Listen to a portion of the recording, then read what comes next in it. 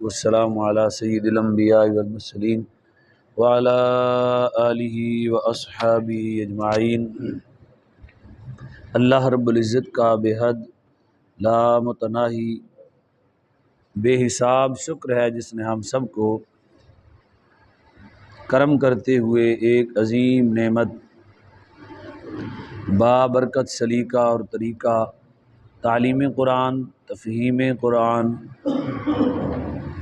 تبلیغ اور تدریس قرآن کے لیے اللہ نے ہمیں خوبصورت ساعت نصیب فرمائی۔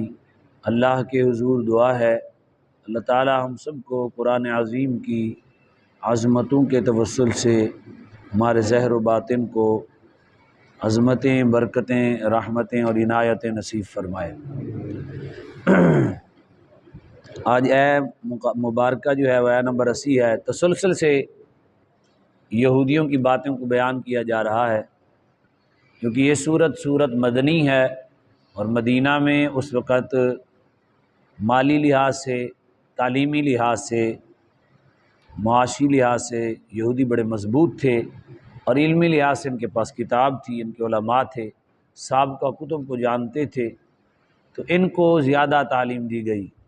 خوش نصیبی دیکھیں انصار صحابہ کی جن کو اللہ نے پہلے ایمان عطا فرما دیا۔ قبائل کے قبائل، میں آپ کو ایک بات سنا پہ حیران ہوں گے، یہاں تھوڑی سی میں سنا دیتا ہوں۔ حضرت مصعب بن عمیر رضی اللہ تعالیٰ عنہ کو جب حضور نے تبلیغ کے لیے مدینے میں بھیجا تو اس وقت وہاں زیادہ مسلمان نہیں تھے۔ انہوں نے خود ہی کہا تھا کہ ہمیں کوئی مبلغ دیں، اور مصعب بن عمیر غریب بالکل، اور جو ہے معاشی ان کے معاملات بڑے تنگ تھے۔ حضور نے انہیں بھیج دیا اور یہ قرآن بڑا خوبصورت پڑھتے تھے۔ وہاں گئے تو جو قبیلہ اوس ہے ان کے سردار ہیں حضرت سعد بن معاذ۔ یہ اوس قبیلہ کے سردار ہیں۔ وہاں دو قبیلوں کی پرانی لڑائی چل رہی تھی، اوس اور خزرج کی، کئی سالوں سے۔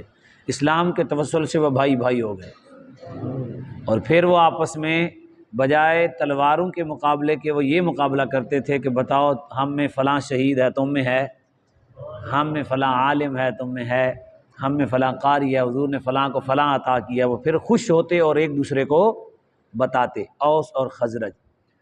سعد بن معاذ کے کزن تھے ایک، اور حضرت مصعب بن عمیر کہیں آگے تبلیغ کے لیے جا رہے تھے، سعد بن معاذ کے باغ کے پاس رک گئے۔ انہوں نے جب دیکھا تو لوگ ارد گرد جمع تھے اور آپ جو ہے وہ تعلیم فرما رہے تھے، تبلیغ فرما رہے تھے، تو انہوں نے اپنے ایک رشتہ دار کو بھیجا سعد بن معاذ نے کہ میں ادھر قبیلے کا سردار ہوں اور یہ میرے آ کے باغ میں بیٹھے ہوئے ہیں، ان کو کہو آگے چلے جائیں۔ اور میں گیا تو میرا کزن ہے ساتھ، رشتہ داری ہے، اچھا نہیں ہوگا، تم جاؤ کہو۔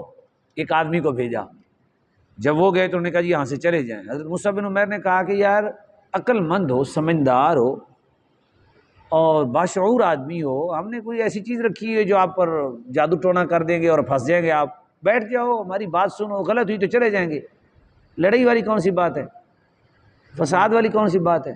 اس نے کہا بات تو آپ کی ٹھیک ہے۔ آپ نے فرمایا بیٹھیں، وہ بیٹھا تو آپ نے پھر قرآن پاک شروع کر دیا، اللہ کا کلام پھر حضور سے پڑھا ہوا، پھر اسلام پہ قربانیاں دی ہوئی، پھر زبان میں وہ چاشنی، دل میں تڑپ، اور صحابہ جب بھی قرآن پڑھتے ایسے پڑھتے جیسے ہم رب کو سنا رہے ہیں، اور جب بھی پڑھتے ایسے سمجھتے ابھی ہمارے دل پہ اتر رہا ہے۔ تو وہ پھر ان کی کیفیات، ان کی لگن اور ان کی محبتیں اور ان کی تڑپ، قرآن پاک سے ایک رشتہ محبت، رشتہ عشق ان کا۔ تو جیسے قرآن ختم کیا تو وہ جو باغ سے دوڑانے آیا تھا اس نے کہا یار کیا ہے یہ؟ انہوں نے کہا جی اللہ کا کلام ہے۔ کیسے ہوتا ہے جی؟ ہمارے محبوب پر اترتا ہے۔ کہتے پھر جو تمہارے پاس ہے کیا کرتے ہو؟ بتایا ہم تو مسلمان ہیں، مومن ہیں۔ فرمایا مجھے بھی کلمہ پڑھاؤ۔ اس کو کلمہ پڑھا دیا۔ آیا تھا باغ سے ہٹانے کے لیے، کلمہ پڑھ کے واپس سعد بن معاذ کے پاس پہنچا۔ اس نے کہا یار تمہیں بھیجا تو ان کو بھیجا، وہ تو وہیں بیٹھے ہوئے ہیں۔ اس نے کہا یار وہ تو بات چھوڑ دو، میں اس لیے دوڑ کے تیرے پاس آیا ہوں، تیرا کزن وہاں بیٹھا ہوا ہے نا؟ انہوں نے کہا جی بیٹھا ہوا ہے۔ کہتا ہے وہ فلاں قبیلے والے نا اس کے پاس اس کے ساتھ لڑنے آ رہے ہیں اور وہ تیرے باغ میں بیٹھا ہے، آگے تیری مرضی ہے۔ سعد بن معاذ نے کہا یہ تو میری بےزتی ہے، میرا رشتہ دار میرے باغ میں بیٹھا ہو اور لوگ آ کے میرے ہی باغ میں لڑیں تو میرے قبیلے والے کیا کہیں گے؟ میں تو اپنے قبیلے کا بڑا خیال رکھتا ہوں، میرے قبیلے والے کیا کہیں گے؟ سعد بن بڑا دوڑ کے گیا کہ کہیں میرے کزن کو کچھ کہے۔ جب وہاں گئے تو دیکھا کوئی حال کچھ اور تھا، وہ واقعے کے خلاف ہوا۔ اب جب وہاں پہنچے تو انہوں نے غصے سے کہا کہ یار یہاں سے چلے جائیں، آپ کو جو کہا تھا۔ تو حضرت مصعب بن عمیر نے کہا بھائی یار عجیب بات ہے، آپ بھی ہمارے پاس بیٹھے سردار ہیں، سمجھدار ہیں، اتنے لوگ آپ پر اعتماد کرتے ہیں، آپ عقل مند ہیں، ہم نے بڑا آپ کو سمجھدار سمجھا ہوا ہے، ہم نے کہا کوئی آپ کو پکڑ لینا ہے، آپ کا اپنا مسئلہ ہے، آپ کا ذاتی مسئلہ ہے، ہماری بیٹھ کے بات تو سنیں، ہم کیا کر لیں گے؟ اس نے کہا بات تو یار آپ کی سچی ہے، بیٹھ جاتا ہوں میں۔ بیٹھ گئے تو حضرت مصعب بن عمیر نے پھر قرآن پاک شروع کر دیا۔ بس وہ پھر قرآن دل لگی سے پڑھتے تھے، ان کا قرآن پڑھنا کچھ اور تھا۔ اللہ ان کے صدقے سے ہمیں بھی وہی نصیب فرمائے۔ تو جیسی تلاوت چلتی گئی ان کا دل بدلتا گیا، جب صدق اللہ العظیم ہوا تو ان کا کایا ہی پلٹ گئی۔ ان کے کیونکہ سردار تھے، انہوں نے کہا یار جلدی کرو مجھے کلمہ پڑھاؤ، میں نے ایسا نور کبھی نہیں دیکھا۔ آپ نے فرمایا باغ تیرا ہے، ذرا غسل کر لو، غسل کر کے آؤ پھر تجھے پاکیزہ چیز دیتے ہیں۔ یہ پھر غسل کر کے آئے تو آپ نے کلمہ پڑھایا، اتنا ان کے سینے میں وہ قرآن کا نور اور ایمان کا نور بڑھ گیا، تڑپ اٹھے، سیدھا اپنے قبیلے والے کے پاس گئے، قبیلہ اوس کے پاس، سب کو جمع کیا، کہنے لگے یار میں نے کبھی تم سے دھوکہ کیا؟ انہوں نے کہا نہیں، تمہارے خیر خواہ ہوں؟ نے کہا خیر خواہ ہوں، اچھائی چاہتا ہوں؟ اچھائی چاہتے ہو؟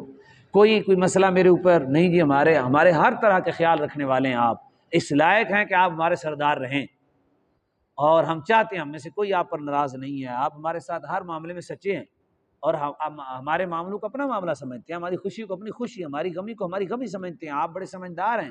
آپ نے فرمایا یار مجھے ایک چیز نصیب ہوئی ہے، میرا جی چاہتا ہے تم بھی لے لو، مجھے ایک چیز نصیب ہوئی ہے، میرا جی چاہتا ہے وہ میں اکیلے میں نہ لوں، کیونکہ ہمیشہ میں تمہاری خیر خواہی کرتا ہوں، اور آج بھی میں کہتا ہوں بڑی خیر سے تم نہ رہ جاؤ۔ انہوں نے کہا بتاؤ؟ انہوں نے کہا میں مسلمان ہو گیا ہوں، تو تم بھی مسلمان ہو جاؤ۔ اللہ اکبر، قبیلے پورے نے اسلام قبول کر لیا۔ یہ بھی یہودیوں کے ساتھ ہی رہتے تھے، ان کے تعلقات تھے۔ ادھر ایک شخص نے آ کے بتایا، ان پر اعتماد کر کے، یہ ہیں خوش نصیب انصار صحابہ، بتانے کا اور ادھر حال سن لیں ان کا، آپ نے پیچھے سنی ہے ان کی حالات، قرآن سامنے صحابہ پڑھتے ہیں، ان کے ظاہر قرآن یہودیوں کے لیے اترتا تو وہ جا کے پڑھتے نا، حضور بھی سناتے ان کو بلا کے، حضور بھی سناتے نبی کریم صلی اللہ علیہ وسلم۔ بعض دفعہ کچھ یہودی مسلمان بھی ہوئے، ایک یہودی سے حضور نے قرضہ لیا تھا، وہ آیا، اس نے کہا میرا قرضہ دیں، میرے آقا نے فرمایا ٹھیک ہے ابھی کچھ نہیں ہے، اس نے کہا میں نے جانا ہی نہیں، مجھے قرضہ دیں۔ حضور ساتھ بیٹھ گئے، اس نے کہا آپ نے بھی جانا، میں نے قرضہ دیں گے تو جاؤں گا۔ ایک دن بھی گزر گیا، رات بھی گزر گئی، اگلا دن جب آیا تو صحابہ کرام آنکھیں نکالنے ہیں، اس کو دور سے نا آنکھیں نکال کے دیکھتے بھی یہ کیا، انہوں نے ہمارے محبوب کو پکڑا ہوا ہے، اور ساری غربت ہر طرف چھائی ہوئی تھی اس وقت۔ تو جب دن چڑھا تو ایسے کرنے لگے تو حضور نے روکا، میرے آقا نے فرمایا نہیں میرا محسن ہے، اس نے مجھے قرض دیا ہے، اس کو کہو کچھ نہیں، محسن کے ساتھ ایسا نہیں کرتے۔ اس نے کہا کہ جناب مجھے کلمہ پڑھائیے، ہم نے کتابوں میں پڑھا تھا، یہ نشانی مجھے یاد تھی، یہ نشانی مجھے یاد تھی آپ کے اخلاق کی، لہٰذا یہ اس یہودی پھر صحابہ کہتے ہیں اس کے پاس بڑا مال تھا، اس نے کہا وہ سارا مال آپ کا ہے، اور چند لوگوں کو نشانیوں کا معلوم تھا، وہ آئے تو ان کو ایمان نصیب ہوا، چند 10 سے کم لوگوں نے کلمہ پڑھا، 10 بھی پورے نہیں ہوئے، اتنے یہودی تھے وہاں، 3 قبیلہ تھے ان کا، بنو نذیر، بنو قینقاع اور بنو قریظہ، یہ 3 قبیلے تھے بڑے، ان کے بڑے مضبوط ان کے قلعے تھے وہاں، قلعے جس کو ہم کہتے ہیں۔ تو لیکن یہ سارا کچھ سننے کے باوجود کیا کہتے جو مرضی چاندہ جے کر لو، صحابہ کو کہتے ہم نے تو بس وہ جو بچڑے کی پوجا کی تھی نا، بس کچھ کہتے روایت میں اختلاف رکھتے، کہتے ہمارے کچھ کہتے ہیں 40 دن ہم نے آگ میں رہنا ہے، اور کچھ کہتے ہیں 7 دن ہم نے رہنا ہے، بس ہم یہ 7 دن یا 40 دن اس کی وجہ سے جہنم میں رہیں گے، اس کے علاوہ اللہ نے ہمیں معاف کر دیا، ہم جو چاہیں کریں۔ آج بھی ان کا یہی عقیدہ ہے، ہم جو چاہیں کریں، اس کے علاوہ ہمیں اللہ نے معاف کر دیا ہے، ہم 7 دن رہیں گے جہنم میں یا 40 دن رہیں گے، اس سے زیادہ۔ یہ دیکھیں قرآن مجید ہے جی، آپ پہلے آیت پڑھتے ہیں پھر ترجمہ کرتے ہیں۔